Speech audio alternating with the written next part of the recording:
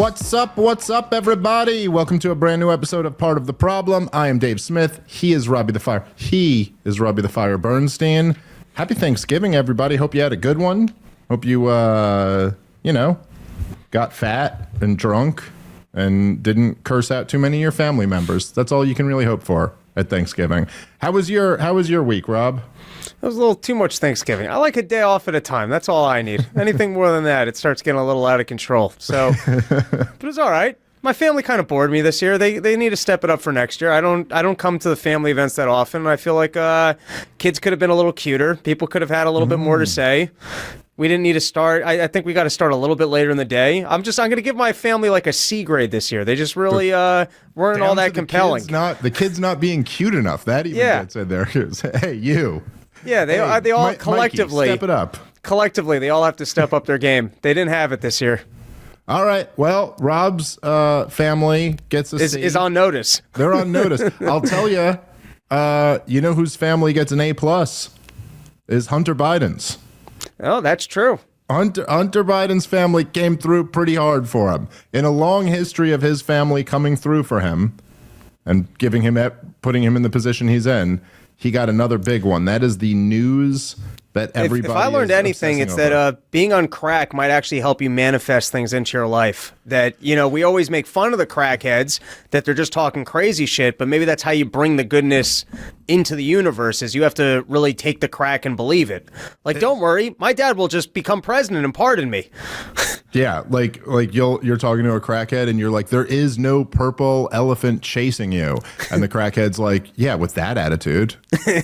Like, if you come into it closed off like that, like, of course there's no purple elephant. But like, if you get over here on my level, maybe we get one. Well, here's to more crack, I guess. That's what Hunter Biden will. I don't know. They say he's clean, and he's been clean for a while. We'll see. But anyway, the big news is, not very surprisingly to me, I always thought that which again, I don't mean like I thought this. I think it's kind of common wisdom that if Joe Biden was in a lame duck session, if he was going to be forced out, or if he lost, probably a pardon of Hunter Biden was coming. So I don't think there's anything really surprising to me about it. But of course it is. It's an interesting situation because it is one of those. It's one of those times where the true dynamics are kind of nakedly visible for everybody to see. And so you can kind of spin this any way you want to, but like Joe Biden in his post, or whoever posted it, obviously none of us believe Joe Biden is capable of opening a phone or a computer and locating Twitter. But he said that, essentially that the prosecution was unfair or something like that. However you want to spin this, whether, I certainly don't agree with that. I think, in fact, Hunter Biden got a sweetheart deal for many years, then got such a sweetheart deal that it actually offended the judge. That's actually how he got in this mess, legally speaking. But the truth is that his father's the president, so he gets to get off. And that's just the obvious truth in any of this. I'm curious to get your thoughts on it, Rob. I guess I just gave some of mine already. I will say, and I guess this perhaps takes me back to some of my bleeding heart libertarian roots, but I've never really changed in this regard. The thing to me that's appalling about Hunter Biden actually has nothing to do with Hunter Biden. And I'm not like personally upset that he's getting a pardon. I think I said this on the show a couple weeks ago, that's not really like, look, aside rumors about like children that were on the laptop, that aside, like if that were the case, then okay, yes, I'd want him prosecuted for that. I don't know if that is the case or not. But all of that aside, when it comes to like drug crimes and gun charges and this type of stuff, I don't care about justice being served on that guy. I would be interested in, say, like some of the stuff that those whistleblowers revealed about the people covering up his crimes. I'd like to see some of them get charged. I think that the truth is that, leaving aside whether Joe Biden is the big guy or not, which if that's the case, then Joe Biden is implicated in some legit crimes. But leaving that aside, the real scandal that we absolutely know about, that is 100% true, that is not denied by anyone really, is of what Hunter Biden was doing is legal. Like, it's like what he did with Barisma or those Chinese companies, assuming he doesn't pay Joe Biden a percentage, which is an assumption. There's nothing illegal about it, but it's just, it lets you know what an incredibly corrupt system he's working in. And the truth is that Hunter Biden, and in a way I kind of feel bad for Hunter Biden about this, is that he got it was like an example was made out of him. But really, I think what we all know is that what Hunter Biden was doing is just really not that much different from what senators' kids or vice presidents' kids or presidents' kids or senators' brothers or cousins or uncles, or there's a whole, swamp of creatures like this. And all of those, I mean, just go look at all of the people like Nancy Pelosi and Chuck Schumer and Bill and Hillary Clinton and Barack and Michelle Obama. Look at all of these people who have served in government, who make like a healthy salary when they're serving in government. They make a couple $100,000 a year, but they're worth like hundreds of millions of dollars. And you're like, oh, how did that happen exactly? How are they all worth hundreds of millions of dollars? And it's like, oh yeah, because they're all in one way or another involved in this scam where they just get to manipulate political power and translate that into big money. And so that I'm much more interested in like the people who actually facilitate that system being created, being held accountable, rather than just some crackhead. Anyway, what I was getting at that I said brings me back to my libertarian roots is that the thing, I've just been paying attention to this shit for a while, and there'll be this kind of conversation about what a father would do in that situation. And I'll certainly, as somebody who has two kids, I could certainly tell you, although they're young and neither of them are felons yet, give them time, let them cook. I certainly would do anything to save one of my kids. I can't really imagine a scenario where I wouldn't. And if I had the power to, my kids would be getting pardons. That doesn't really bother me. What does bother me is the legacy that Joe Biden has when it comes to the issue of throwing the book at people who got drug or gun charges.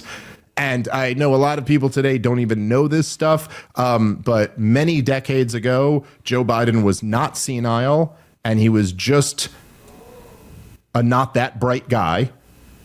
But he made a name for himself starting in the 1980s. He made a name for himself by being the biggest hawk on nonviolent victimless crime.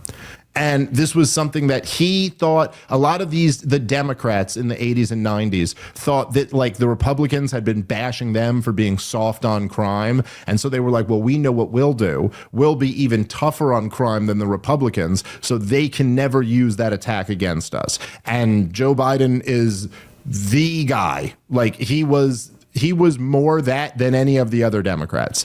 And in the 80s, he teamed up with Strom Thurmond, the segregationist, to criticize Ronald Reagan, to get to the right of Ronald Reagan and say that Reagan was being too soft on drug crime.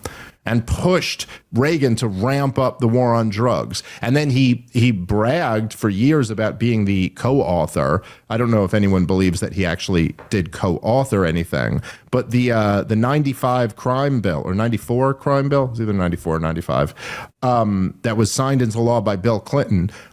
This is what Joe Biden was bragging about, being his key instrumental role in that.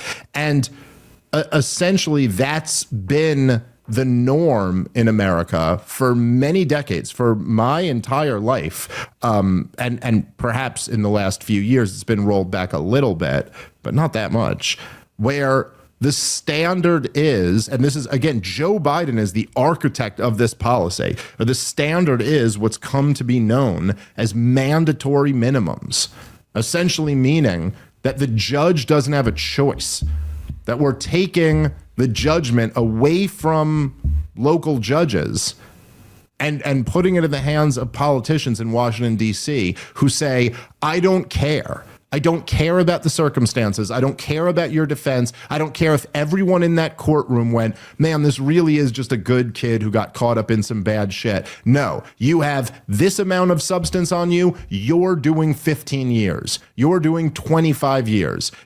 Just ruined people's lives all around this country. I just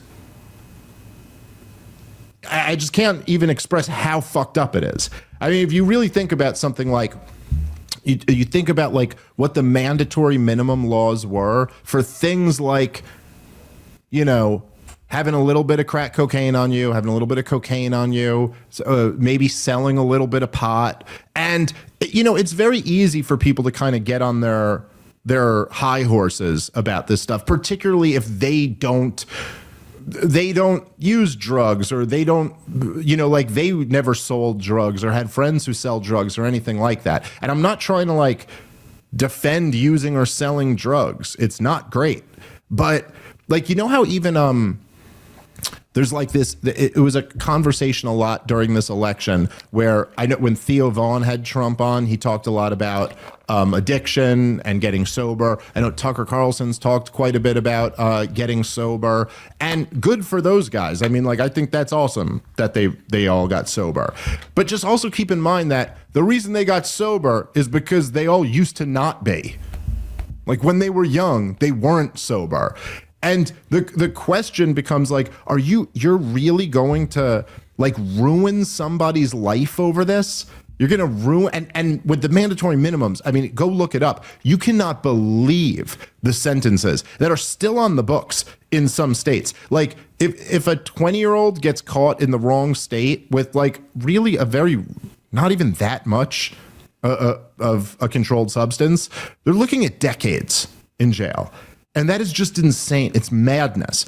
But Joe Biden, now that he's 80, you know what I mean? After a 50-year career of just ruining people's lives. Absolutely. Every single one of those people who Joe Biden's responsible for putting in jail were somebody's son, but he never gave a shit about that until it came to it being his son. And yeah, of course, if you're a father, you don't want your son's life ruined over a drug problem or the fact that he left a gun somewhere he wasn't supposed to. But you would think maybe that along with this pardon would come some type of thought of oh yeah, I did that to so many other people's children.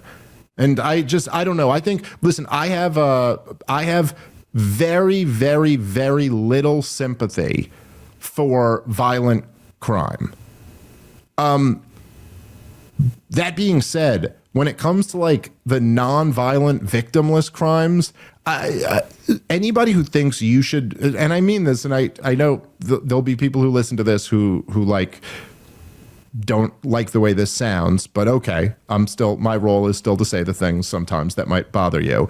But if you believe that in a non-violent victimless crime, someone should do multiple decades in a cage that they should be like stripped of their liberty, enslaved to the state, and thrown in a cage to be raped and tortured and just like treated like an animal. You believe someone ought to be there for a non-violent, victimless crime? You're a monster.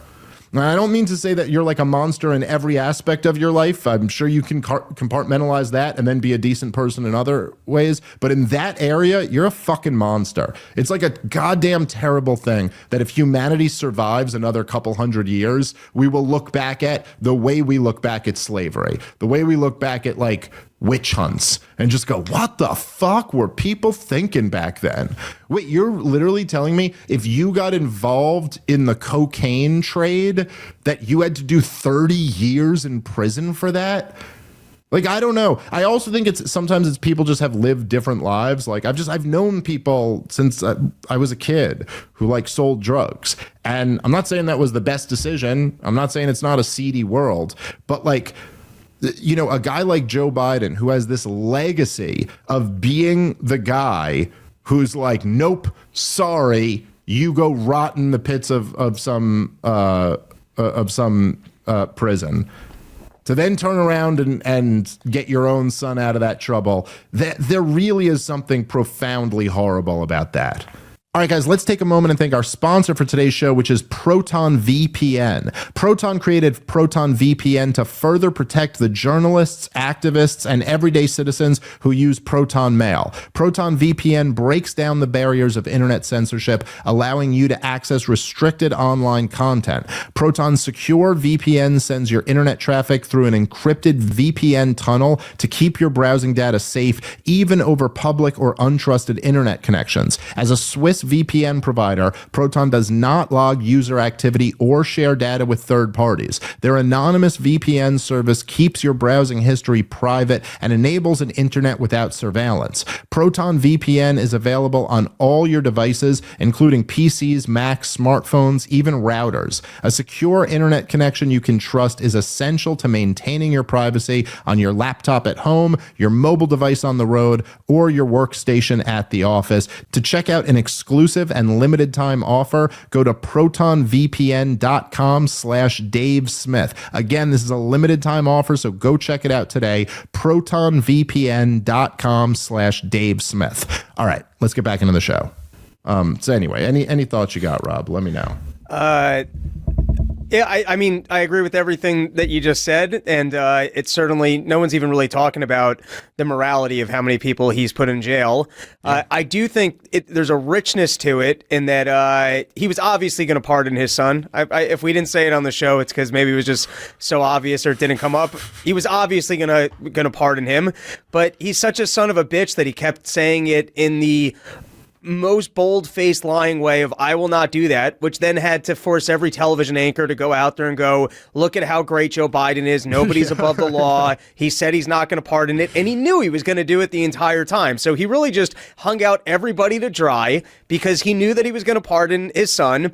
And the worst part about it is that they were never going to unearth any of the real corruption. And there is a real storyline here that probably does need to be investigated.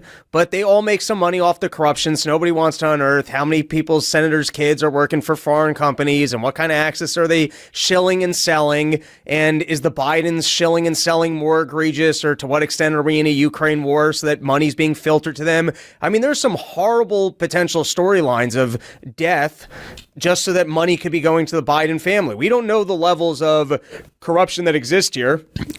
It would be interesting if they son of a bitch him back and then start investigating him for things that happened 11 years ago, or they go after his brother. But I don't think there's any political will to actually go after the Bidens once he's out of office and an old man. But beyond the richness of him not even handling it that well and just bold-faced saying, I will absolutely not. It's not even on the table for every news anchor on the left to get out there and go, no one's above the law. Joe Biden said he'll never, just selling them all out to dry. He then puts out a letter saying, the problem is our justice system, which was not fair to my son, after what they put through Donald Trump for 4 years. So now you're willing to turn around and say, oh, sometimes the Justice Department isn't fair and they'll prosecute people that shouldn't be prosecuted? What a fascinating storyline. Are we going to be addressing that one also, Mr. President? Interesting how that works. Yeah, well, of course, Joe Biden, I'm sure in his barely functioning mind, was thinking that he was going to win re-election. And so he could just promise not to pardon Hunter Biden, and then they wouldn't have to deal with this situation. But it didn't work out that way. I think amidst the many changes that need to take place to our government structure,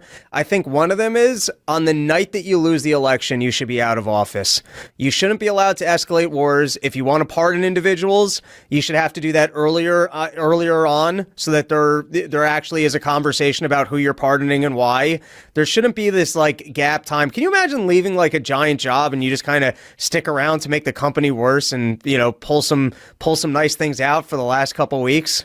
Yeah, no, listen, I get your point. There is something about this lame duck period that does seem to just be like, okay, so the voters just rejected you and now you get to just fuck with the system for a couple more months. Yeah, that doesn't seem great, and it does kind of leave you wondering why we would design a system this way.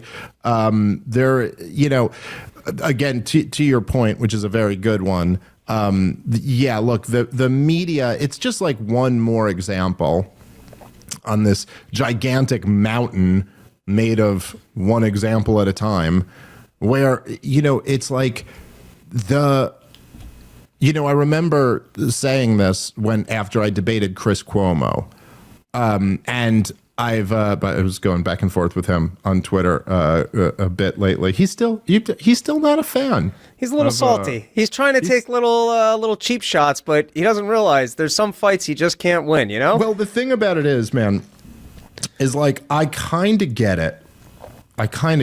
From his perspective. Well, he's a little bit salty, and I know what it is. I know it's because last time I went on Rogan, I took some more shots at him. And I don't remember exactly what I said, but I believe, I'd have to go back and watch the episode, but I believe he was the jumping off point for me launching into a whole thing about how much I hate the corporate media and how they're in the business of baby murder. And they're basically just there to sell wars to the American people. And I'm of the opinion that nothing you've said about Ukraine is accurate so far because you've never actually been there. Well, that is good. That is a damning point. That is a great counter. There's some magical knowledge that just comes from setting your feet in a location where you can better understand it. And honestly, anything you've said about the situation that was right, it was lucky because your feet haven't been on the ground. That's where real knowledge comes from. Touching your feet to the earth. We all know that. It's not reading. I hear a lot of people saying how bad Hitler is, and they never even went to Hitler's Germany. Yeah, they never met him. So how would you know? Yeah, like, come on, dude. You ever break bread with the man? Then I don't want to hear any of your opinions on Hitler. Well, look, it's like an old floppy disk in a hard drive computer. You got to put your feet onto the ground, and that's how you absorb knowledge. And we all know this. That's true. That's right. So anyway, so I took some shots at Cuomo on that thing and on Rogan, and I'm sure he didn't like that too much. But whatever. I don't know. I meant what I said, so I don't regret it. But the thing is that Cuomo just doesn't get is it's like, look, dude. So we debated. You're like the Pillsbury Doughboy. You're fun to poke at. And the more aggravated you get, the more fun you're going to be to poke. Well, look, obviously, here's the elephant in the room that I guess we all know, including Chris, is that, yeah, dude, you made a mistake by agreeing to debate me. That was a mistake. You're not supposed to do that. That's how the whole thing works. You don't do that. And if you do it, you damn sure don't do it against me. Like, you find someone else who's going to at least carry you a little bit, who you could I don't know, just not me. I'm not the guy for someone to step off of CNN and come debate. I'm just too I'm not even saying I'm so great at debating or anything like that. I know my stuff well enough, and I'm also just vicious. And so this wasn't going to go good for you. There's a reason why all of those guys, all those scientists, refuse to debate RFK because they're not supposed to. You don't do that. Fauci is not going to go debate Jay Bhattacharya on Rogan's podcast because you don't do that if you're Anthony Fauci. And Chris Cuomo, I guess, just had enough narcissism that he just didn't play by those rules. But okay, so, they had, I forget the numbers of it, but if you remember, Rob, there was a poll that Valuetainment put out after the debate, and it was 50-something thousand people answered the poll, and they were like, who do you think won the debate? And it was like high 90s percentage said I won the debate. It was a dominant one-sided debate. That's just the facts. That's what it was. And so the problem now is that I understand you don't like that I get to use you as the example forever. You know what I mean? But that's what I win by winning this debate that you were never supposed to do. And then he's pissed off about that. So he comes to take cheap shots at me on Twitter. But the problem is that you just can't do this anymore. If you had never agreed to debate me, you could do this. But now you take these cheap shots and I'm just like, hey, dude, what do you want to do? Debate this one again and get fucking humiliated again, just like you did last time? And he's like, well, no. He doesn't want to do that. What? I don't know. Dude, I will debate. My wife said to me the other night, because she saw that he tweeted at me, and she goes, oh my God. She goes, would you debate him again? And I went, I'll debate him every day. I'll just make the rest of my life debating Chris Cuomo every day. And I'll win every one of them. Sure, let's do it. So what's his play here? What do you want to do? Do another one? And have it be the exact same thing? And then, right, okay, so obviously he's not going to do that. But so by the way, I will say, and I don't bring these numbers up to be petty. Okay, a little part of me, perhaps. It's nice to be petty. Being petty's great. That's sometimes all you have in life. Well, I'll say this, it's if you live alone, have no kids, then a career that's, whatever. Listen, it's nice the best to be petty. thing ever. But it just shows me something. It says something about kind of where the cultural moment is at. Because, Chris Cuomo has, he's got about 2 million Twitter followers. And in the thing that he called me out for, his tweet got 413 likes. And then my response to his got 22,000. It's just unbelievable how much it's dude, no one's on your side on this. This is just, why are you're just gonna, look, I don't mean to be a dick, but the thing is, Chris Cuomo, you can go away and never bring my name up again. Just never utter my name again. And it's up to me if I decide to just keep taking shots at you or maybe just move on at some point. But every time you respond to me, every time you mention my name, you're going to lose. Whether it's an exchange on Twitter or a debate or whatever else, it's just going to be another huge L for you. So I'd recommend just taking the first path. But yes, you were the #1 show at CNN during the rise of totalitarianism in America. And so I'm going to keep that's, you're kind of and you were also the brother of the governor who was the #1 lockdown governor at the time. You're just too easy of a poster child for me to say, you don't mention me, I don't mention you. And so it's you don't mention me and I reserve the right to bring this up. All right, guys, let's take a moment and thank our sponsor for today's show, which is CrowdHealth, a longtime sponsor of this show, and they're a great company. If you've been an adult for more than 5 minutes, there's only a few things you know, and one of them is that our health insurance system is broken. Premiums are always increasing, deductibles are getting larger, and claim denials are becoming more common. The headache of health insurance is exactly why CrowdHealth was created. It's not health insurance. It's a better way to pay for healthcare through crowdfunding. CrowdHealth gives their members the freedom to efficiently and affordably break free from the antiquated insurance system and into a healthcare option that fits your needs. The insurance companies don't give you the peace of mind you need, but CrowdHealth does. That's why your $50 a month membership includes the tools and services you need to get the highest quality healthcare. You'll get access to telemedicine visits, discounted prescriptions, and so much more without doctors networks messing things up. Plus, you'll have access to your own personal care advocate who will help you navigate the complexities of health events and even negotiate bills on your behalf. And of course, you'll join the crowd, a group of members just like you who want to help pay for each other's unexpected medical events. It's time you opt out of restrictive health insurance plans and let CrowdHealth help fit your healthcare needs. Get started today for just $50 per month by going to joincrowdhealth.com/POTP. Again, CrowdHealth is not insurance. Learn more at joincrowdhealth.com/POTP. That's joincrowdhealth.com/POTP. All right, let's get back into the show. Just enjoy your paycheck and nice body. You got good things going for yourself. You got that. You got money and biceps. So there you go. You didn't come out of this empty-handed.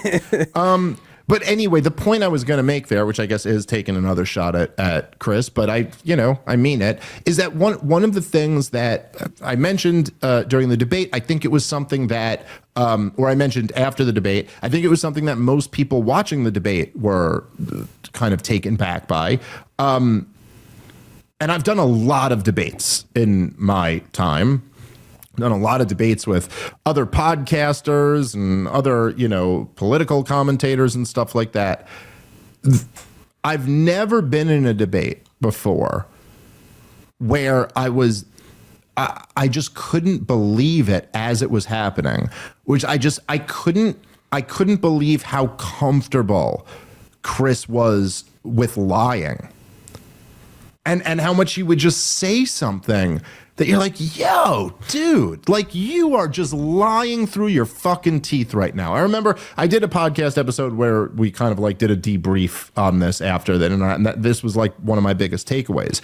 And that, anyway, pulling this back to the Hunter Biden thing, that is one of the things that you see with what you were getting at, Rob, when you talk about this media coverage, was it's just like, it's so like the way Chris Cuomo in that debate would just, I'd be like, dude, and you said this back on CNN. And he'd go, I never said that. And I'd be like, yes, you did. What do you mean you never said that? Yes, you did. You said that. And then they'd pull up the video of him saying the exact thing he just said he didn't say. And then he'd go, oh, that's not what I said. And you'd be like, dude, we all just, I mean, dude, there were, if you go look at while they're pulling up the clips of him, there's in the room, there were, audible gasps. I'm not even exaggerating in that where Chris Cuomo will be like, I never made fun of Joe Rogan for taking ivermectin. And then I'll be like, yes, you did. Like, you're lying. You did. And it'll be like, no. If you see the clips, you see everyone else at CNN doing that, but you won't see me doing that. I didn't make fun of Joe Rogan taking ivermectin. And then they pull up the clip and it's Chris Cuomo at his CNN show going, ivermectin, really, Joe Rogan? Horse dewormer? Is that? And as they're saying it, I just hear like a lady in the crowd like, oh, she can't even believe like she didn't know. I guess I'm assuming she didn't know when I was like, no, dude, you actually said this. And she's like, I don't know, he's saying he didn't say it. And then when you see the clip, like she's even in that moment going like, oh, I can't believe he was lying through his fucking teeth. And I'm just telling you, like, that's the culture over there. That's the culture in cable news. It's like, we got an agenda here, dude. This is the new talking point. We all repeat that talking point. And it does not matter the relationship that talking point has with the truth. It simply does not matter. Here, let's play the compilation that Tom Elliott made, which is so great, by the way. Tom Elliott is the OG, best in the game at making corporate media compilations that have just aged so terribly. Like the shit, because they all kind of rely on like, okay, there's these talking points. They come down, they all say them in unison, and you are a bad person if you don't agree. And then when that talking point gets completely disproven, we're all supposed to quietly walk away. Like they all just Homer Simpson back into the bush, away from all of that. And like, yeah, we're not going to address it. We're not going to talk about it. We're just not really going to have that conversation anymore. And so I just love that Tom Elliott always comes up with the compilations of them saying the shit. But anyway, here is their takes on the prospects of Joe Biden pardoning Hunter. The presidential promise to put the law before family. I said I abide by the jury decision. I will do that.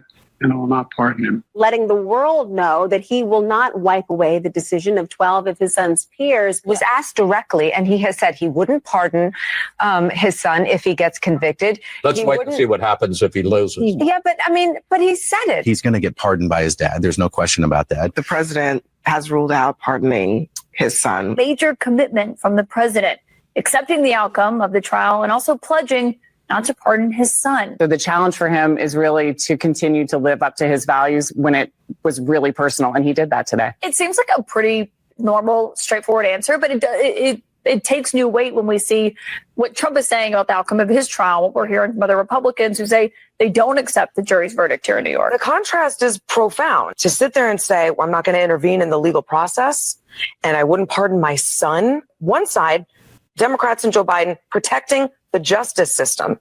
And on the other, Republicans and Trump protecting Trump. Our current president of the United States has so much respect for the law that he has said he would not pardon his son.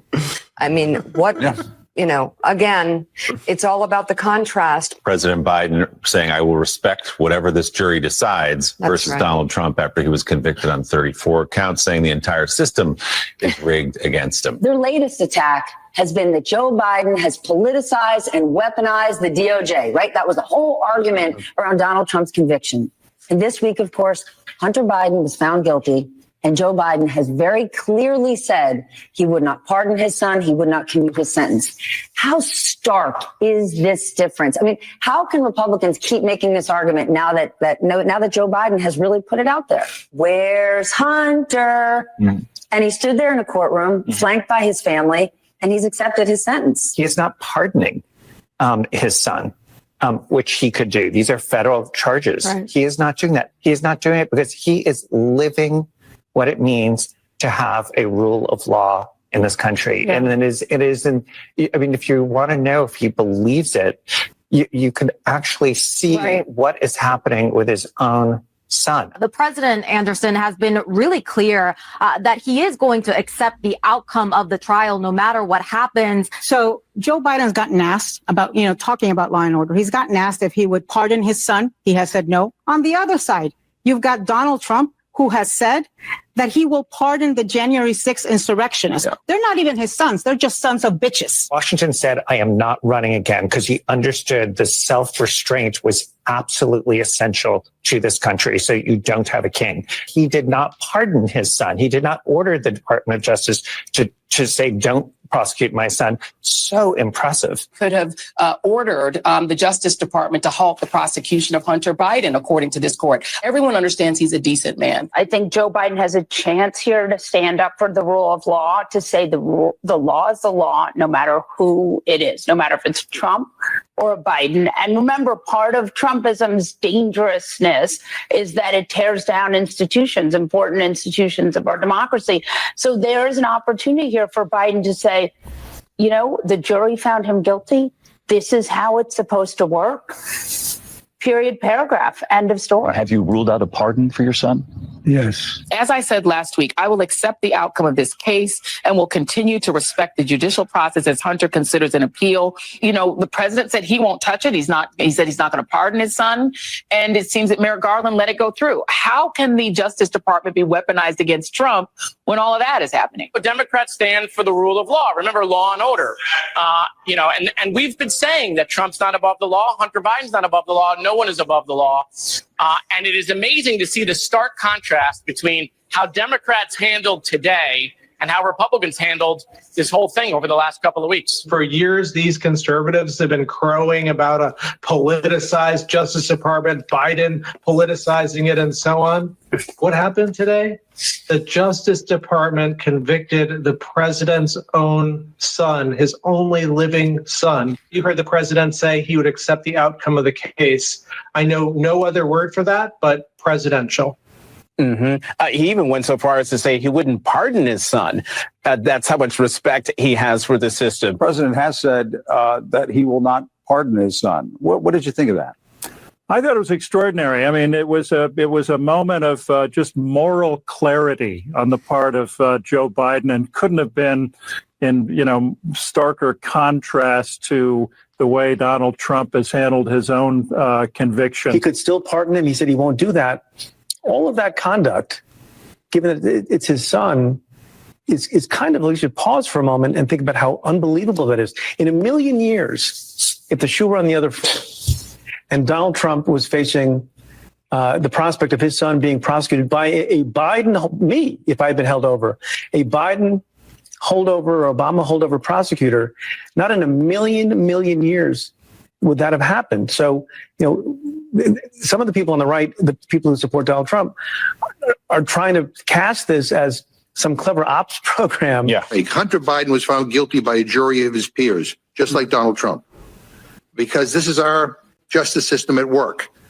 The divide here is stunning, and it's a great reminder that one political party remains committed to the rule of law and the other doesn't. Joe Biden has already proven he's willing to stand up for the rule of law in a way that we could all never imagine Donald Trump to do. Pretty emphatic over the last few days that he does not plan to pardon or commute his son. What that really is him saying is, I don't plan to use the powers of the office, the powers of the presidency, to provide private relief for my family. In a sense, he's staking out a pretty bright line between being, as he says, a president and a dad. And that's not just an emotional expression. He's in effect saying, I don't think that I don't have a right, even if it's legal, and God knows it must be tempting, to use this power in a way that is not available to so many other Americans facing similar kinds of struggles. There's a kind of old school sort of flinty core to his conception of how you are to be in the system, how you are to be as a person, a moral person, and ultimately how to contend with questions of power. One of the things that anybody who spends time around Joe Biden comes to know is that he's had this long-running focus on how much he is bothered by abuses of power. Will accept the verdict no matter what it is, and that he has ruled out pardoning his own son. Contrast that from what we hear from Donald Trump. And again, we have to underline, in no uncertain terms, President Biden saying, I will accept the outcome. I will accept what the jury decides here. That's the way our legal system works. And no, I will not pardon my own son if he is convicted. And the contrast is so clear. Off here. Just because I think people get the point. There is something powerful, though, about, I know that was a bit long, but there is something powerful about seeing how all of the shows repeat it. Like they all do the exact same thing. It's so easy, by the way, to just poke holes in all of this. And yet this can go on every single show, and they just repeat mindlessly the same dumb propaganda. And by the way, I guess I should give credit there to the one Chris Wallace, who of course is Mike Wallace's son, and at least has a little bit of like old school newsman in him, where he was the only one in that montage who goes like, well, let's see what happens if he loses. Because that right away pokes a gigantic hole in this entire thing. You guys are all celebrating this as if he's done it, but he hasn't done anything yet. He just said he wouldn't do it. And of course, then there's other things where, as you heard there, 4 or 5 different people say that he's not pardoning his son because he believes in the rule of law, which is a stupid argument anyway, because the law actually says that the president can pardon him. It's not against the law, what Joe Biden just did. So it's not as if, but of course, why were they all saying that? Because they thought this was a good way to damage Donald Trump. That's it. They'll lie through their teeth because they think it's a good way to damage Donald Trump. Now, do you think any of those people will be coming out today, because Biden pardoned Hunter yesterday, and saying, turns out Joe Biden opposes the rule of law? Are we going to hear any of that? No, because there's no political expediency to that. That doesn't help them in any way. Yet at the time, they thought it was helpful to damage Donald Trump. By the way, another aspect of this that is kind of entertaining is that, and Tom Elliott could do, I'm not going to do the legwork for it, but if Tom wants to, you could find a whole nother montage of back during all the Russiagate nonsense, when the thing they were feeding people was that Don Jr. was going to go to jail. There's a whole nother media compilation that would be just as hilarious as this one, where they were all preemptively saying, Donald Trump's going to pardon his own son. And wouldn't that be a perversion of justice if he were to do that? So they're just, it's like, again, it's like the feeling like I had with Chris Cuomo when I was debating him. Like you're almost like at a certain point, you're like, you unbelievable liar. Like what? It's like a move that you didn't even know was a possible move. You know, it's like you're like, oh, you're just playing a different game than the rest of us are. Like, it's like if you sat down to play chess with someone. I was never much of a chess player, Rob. I don't know if you were. But if you sat down to play chess with someone. Checkers. And they just told you, they just started playing with you and they just started moving the rook like it was a queen. And you're like, hey, wait a minute, you're not allowed to do that. And then they go, oh, no, that's how it works. Rooks can move the same way queens can. And you're like, I wasn't even prepared for this. You know, like I wasn't even prepared for this as a possibility in the game of chess, that you would just try to start redefining how the pieces are allowed to move. It's like that. You're like, Jesus Christ, just to see this all is, it's like equal parts appalling, but then it's also just, I don't know what the term is. Like, it's so shocking in a way that, because you like normal people just don't act like this, that it almost leaves you like paralyzed. Like, I don't even know what. Okay. All right, guys, let's take a moment and thank our sponsor for today's show, which is ProLon. Forget everything you know about fasting. ProLon by El Nutra is the only patented fasting mimicking diet that combines the benefits of prolonged fasting with a science-backed nutrition plan so you can hit your health and weight loss goals without actually having to give up all food. I'm sure if you're anything like me, you've heard a lot about how healthy fasting is. This is all the rage these days. People do all types of intermediate fasting diets and they have huge results from it. But if you're like me, you're just not going to get into fasting because it's just too much. However, now there's finally a product that is revolutionary. It's a plant-based nutrition program that nourishes the body while making cells believe they're fasting. Researched and developed for decades at the University of Southern California's Longevity Institute and backed by leading U.S. medical centers, ProLon helps promote healthy blood sugar, supports cardiovascular health, and reduces abdominal fat. But ProLon isn't a diet. ProLon is science. Science based on Nobel Prize winning discoveries in medicine. And it all starts with ProLon's 5-day program. Snacks, soups, and beverages, all designed to keep your body in a fasting state. It's unlike anything you've ever experienced. And right now, ProLon is offering Part of the Problem listeners 15% off their 5-day nutrition program. All you got to do is go to prolonlife.com/POTP. That's PROLONLIFE.com/POTP for this special offer that gets you 15% off their 5-day nutrition program. ProlonLife/POTP. All right, let's get back into the show. I don't know. Any thoughts on that compilation, Rob? As you said, none of them, or I'm assuming, I haven't watched the news today. I can't imagine any of them are going on the news and going, this is terrible. We have backed Joe Biden and apparently he doesn't respect the rule of law and that this is dangerous precedent. I bet you got a couple honest actors out there. I think I've seen some scattered reports about how this will empower Donald Trump to give more pardons to the January 6 people, who I think he should pardon all of them and he should do it on day one. Yeah, I mean, it's pretty, the implication of all the statements in that video was that giving a pardon would be undermining the rule of law. And now here's Joe Biden doing it.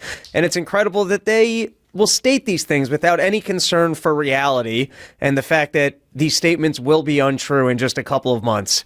It's amazing to me that these people just have that Joe Biden has no foresight to just go, I definitely will not, and that all the news anchors will just run with that and then take it to the extreme of, oh, look at how bad this makes Donald Trump look, without any preparation for reality. Well, it's also like it's not just that these hacks on cable news should be like now turning around and saying, oh, Joe Biden doesn't stand for the rule of law. They should all be issuing apologies.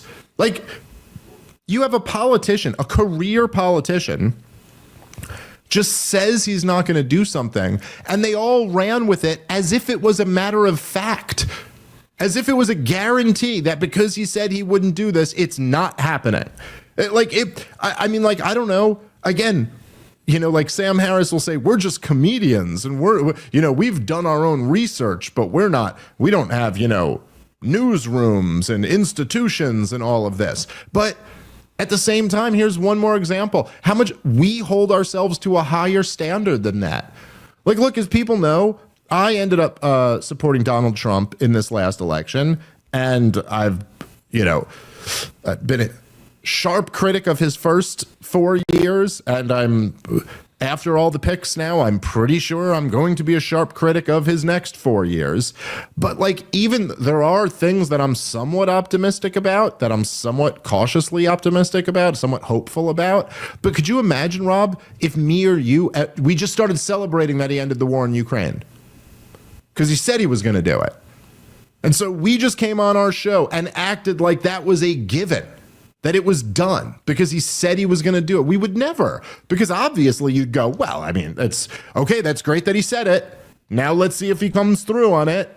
And yet the standards that everybody in the corporate media has is to just pretend, just because it's politically advantageous in that moment to them, we'll just pretend he did it.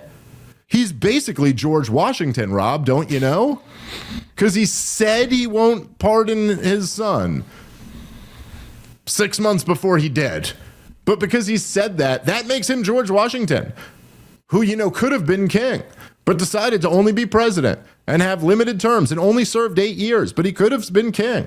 And so that's the same as Joe Biden saying that he won't do something. I guess there should be at least a conversation of if he lied this arrogantly and bold-faced, what else did he lie about? He's clearly pretty comfortable lying. He said, I will not give him a pardon. Or he said, when asked, he said yes. I bet if we went through all the clips, that's not the only time that he said it. I think I've seen other times, but he was 100% willing to lie on this. What else did he lie about? Yep. And look, again, to your, to the point that you made before, which is because, I did say, for the sake of argument, let's say there was no, 10% to the big guy or something like that. But that, just to be clear, was just for the sake of argument. And the truth is that there was quite a bit of evidence that implicated Joe Biden in all of this. And when you said what brought this to my mind is just when you said that, what else will he lie about? Well, he was also on record saying that he knew nothing of his son's business deals. And that got blown up as a huge lie. I don't know if it was exactly proven that he's the big guy and took 10%, but there was real evidence. There was, what was it? One of Maybe those. Maybe 10% was going to Hunter's penis. What? Yeah, there you go. I was in a debate with I can't remember those Twitter brothers.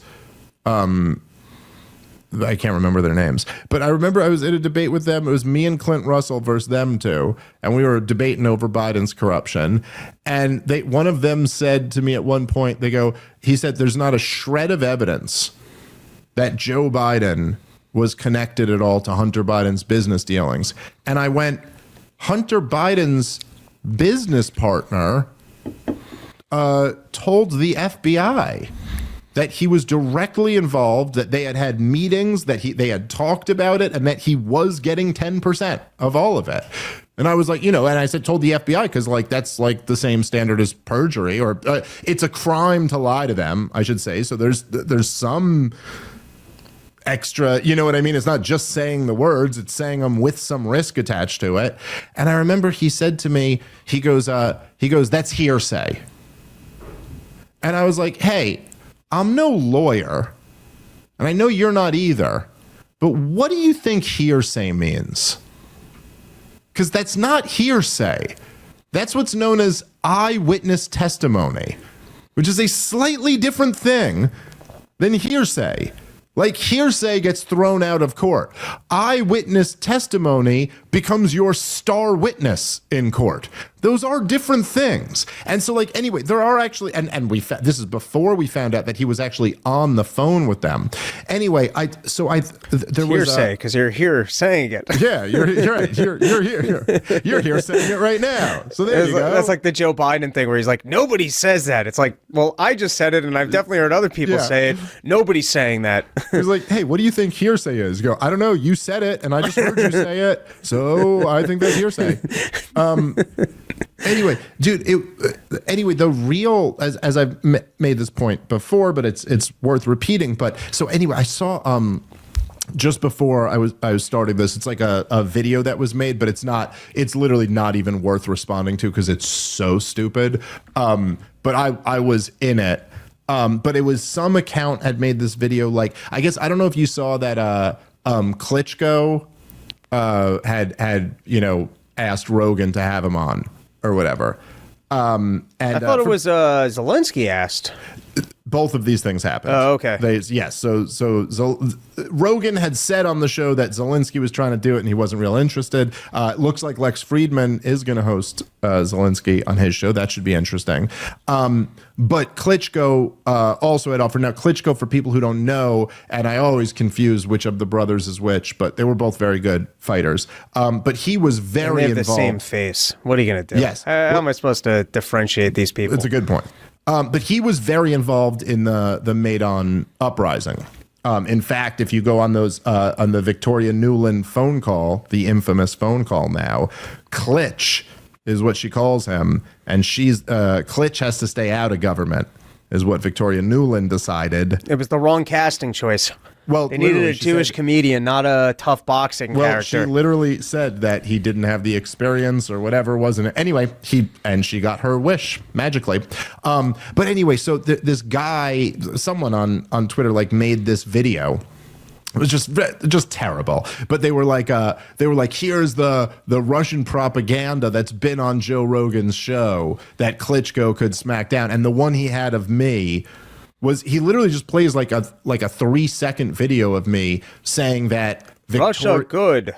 Yeah. Well, he played a clip of me saying that Victoria Nuland, like I said something like Victoria Nuland worked at the State Department. She was hired by Dick Cheney and then promoted by Hillary Clinton, which is factually true. And then he goes, but then he writes on the video, the claim is that Victoria Nuland created the Maidan Revolution. Which is like, that's not exactly what I was saying. Like, I never said that, But anyway, so he goes through all of these things. But then one of the claims that he made, which is so funny how just dishonest they have to be. It's one of the things that blows me away about the people. Like, if you're an anti-war person, I know you've seen it too, but when you argue about Ukraine or Israel, it's just amazing the lies that the other side relies on. Just total. But anyway, so he said in this video, which I thought was so funny because this part didn't have anything to do with me, I guess, even though I have talked about it. But he was saying that the claim was that Joe Biden was involved in some shady deal with Barisma. And he goes, really? Barisma, the company who was pro-Russian, who was against the Maidan Revolution? Pfft. And so that's essentially was his response, right? Well, this whole story doesn't make any sense at all. Because first of all, this company, Barisma, they weren't for overthrowing this government. They liked the Russians and they liked them. And it's just like, it's amazing how much they rely on people having no knowledge of the situation, which is like it's a constant thing. It's like the war hawks do it all the time. It's a thing where, on Fox News, for anybody out there who's got like a Fox News watching dad who, maybe today this isn't what they're doing exactly, but like over the years, they would always say, like in the post 9/11 Fox News would always, Karl Rove and John Bolton and all these guys would always get on TV and say Iran is the #1 state sponsor of terrorism. And that's why we have to overthrow that government. And now when you hear that, like if you know anything about the region, you know what it is. But if you don't, and if you're just relying on some Fox News dad who doesn't really know hasn't read 15 books on the Middle East. You know what I mean? They turn on Fox News and they get their information right there. And so what does that sound like to any of them? What impression are you giving those people? That 9/11, dude. You remember 9/11? Remember the few terrorist attacks after that? Well, Iran is the #1 state sponsor of Iraq terrorism. was involved in that too, so that makes sense. Right, exactly. It's like, oh yeah, all these. But it's literally just on the level of you're going, oh yeah, it's one of those Turkestan guys. I knew that. It's that. Because if you know the first thing about the region, you'd immediately go like, well, wait a minute, Osama bin Laden was a Sunni, and Iran is ruled by Shiites. But they can get along on terrorism. That's where people come together. Right. So hey, I'll be back. I got a pee so bad. I'll be back for the last minute, though. I know it's not very professional, but no, it's okay. It's fine. So anyway, the point is that Iran is not giving money to Al-Qaeda or ISIS or any of the groups that Fox News dad that pop into his mind when he thinks terrorist. They're giving money to Hezbollah and Hamas, Israel's enemies. Okay, now you could have your problems with Hezbollah and Hamas, but you could still see where when Karl Rove comes on Fox News and tells you they're the ones contributing to terrorism, that is not what the American people who watch Fox News are thinking about. They're not thinking about they're giving money to the Shiites in Lebanon who are pissed off that Israel's occupying Palestine and used to occupy Lebanon. That's not what they're thinking in their mind. They're thinking of the guy who just drove a truck through a concert in Europe or something like that. But no, Iran was not giving any money to ISIS. In fact, they were fighting a war against them while the U.S. was on ISIS's side. Anyway, so likewise, when this guy makes the argument that, okay, well, Barisma, this energy company in Ukraine, they were against the Maidan Revolution and they were pro-Russian. So why would they be involved in a conspiracy with Hunter and Joe Biden? I do understand where if you don't know anything about it, that kind of sounds like a good point. It almost rhymes with a good point. You're like, yeah, why would they be involved in a conspiracy with the Bidens when they're on the opposite side of them, right? The Bidens are involved with the guys who just had this successful coup or the street putsch, whatever you want to call it. And this company was on the other side of that. But so here's the thing, if you just want to understand where the real scandal is with Hunter Biden and this energy company and this Ukrainian energy company, Barisma. So there he is. He's back. So I was just to catch up. And on that point, no, I'm kidding. All right, guys, let's take a moment and thank our sponsor for today's show, which is Babbel. You want to learn a new language? Well, the best way is to uproot your entire life, drop yourself in the middle of a new country and figure it out from there. But if you're not quite ready for that, you can still learn a language the next best way, and that's Babbel. The year is almost over, and one of the most common New Year's resolutions is to learn a new language. And if that's you, if you're somebody who wants to learn a new language, you gotta check out Babbel. Speak like a whole new you with Babbel, the science-backed language learning app that gets you talking. Wasting hundreds of dollars on private tutors is the old school way of learning a new language. Babbel's 10-minute lessons are quick, handcrafted by over 200 language experts, ready to get you talking your new language in 3 weeks. Because talking is the key to really knowing any language. It's designed by real people for having real conversations. Babbel gets you talking. Babbel's tips and tools are grounded in real life stuff you actually need. Everything is focused on conversation, so you'll be ready to talk wherever you go. Don't just take my word for it. Studies from Yale, Michigan State University, and beyond continue to prove Babbel works. One study found that using Babbel for 15 hours is the equivalent of a full semester at college. With over 16 million subscriptions sold, Babbel's 14 award-winning language courses are backed by a 20-day money-back guarantee, so there's no pressure pressure. And here's a special limited time deal for our listeners. Right now, you can get up to 60% off your Babbel subscription, but only for our listeners at babbel.com/problem. Get up to 60% off at babbel.com/problem. That's BABBEL.com/problem. Rules and restrictions may apply. All right, let's get back into the show. Well, I was just saying that I can understand where if you don't know anything, it kind of sounds like a reasonable argument to go, hey, Barisma, they were against Maidan and they were friendly with Russians, so why would they be involved in a conspiracy with the Bidens? Because they're on the other side of this thing. But so here's essentially what happened, right? So in 2013, I've told the whole story before, but essentially what happened was the EU was trying to make a deal with Yanukovych, who was the democratically elected president of Ukraine. And by the way, the EU oversaw these elections. These were legitimate elections, and Yanukovych was elected president.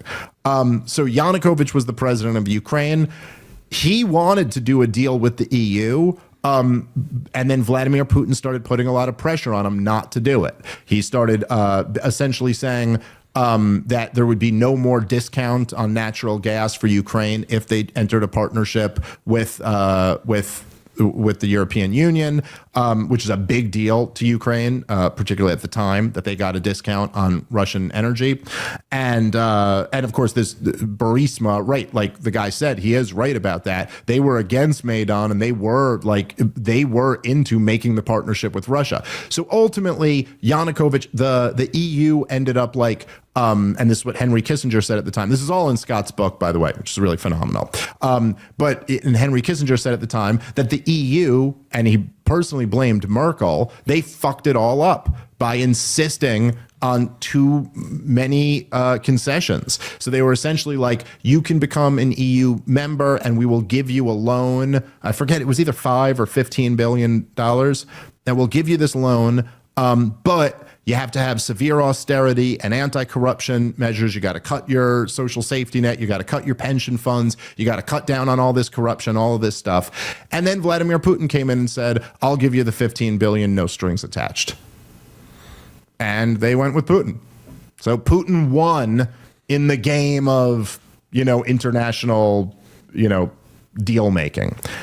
And so they went. And so because they did that, the State Department and the National Endowment for Democracy, how ironic is that, the NED, they poured millions and millions of dollars into the totally organic Maidan revolution. It's known as a color-coded revolution. And there's Scott's got a whole chapter on this in the book. We're up against time here, so just to save time, yada, yada, yada, it overthrew Yanukovych. Yanukovych ended up fleeing for his life, and as soon as he was gone, they declared a new government, and the next day, the Obama administration recognized the new government. Even though Yanukovych was in Russia saying, hey, I'm still the legitimate president of Ukraine, they went, no, sorry, you're not. And they went, then they installed this new government. All of the people who Victoria Nuland wanted in got in. All the people she wanted out were out. So there's this new government. Okay, so here's where the scandal comes, right? So Barisma, this company who was against the street putsch that just overthrew the government that they were in bed with, okay? The more pro-Russian government that they were in bed with just got overthrown by a violent street mob who they opposed. So now they're in this situation where they're a little bit worried. They're a little bit worried about where they stand now because they used to be in bed with the democratically elected government. That government's gone.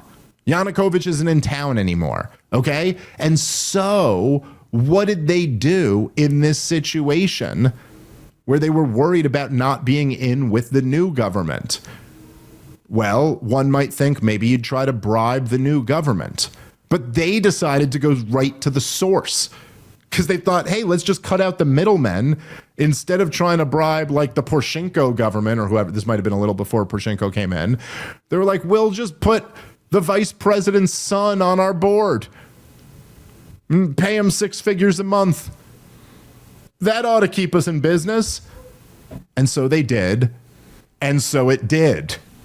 That's the scandal. So you could sit there on the face of it and go, well, why would a company who was against Maidan be in business with the Bidens? It's like, exactly, because they were against the uprising. And so now they needed an insurance policy. And that's what Hunter Biden ultimately was. So forget Hunter Biden going to jail. That's not really the issue. The issue is how fucking corrupt that whole scheme is. You know? That the National Endowment for Democracy is in the business of overthrowing democratically elected governments.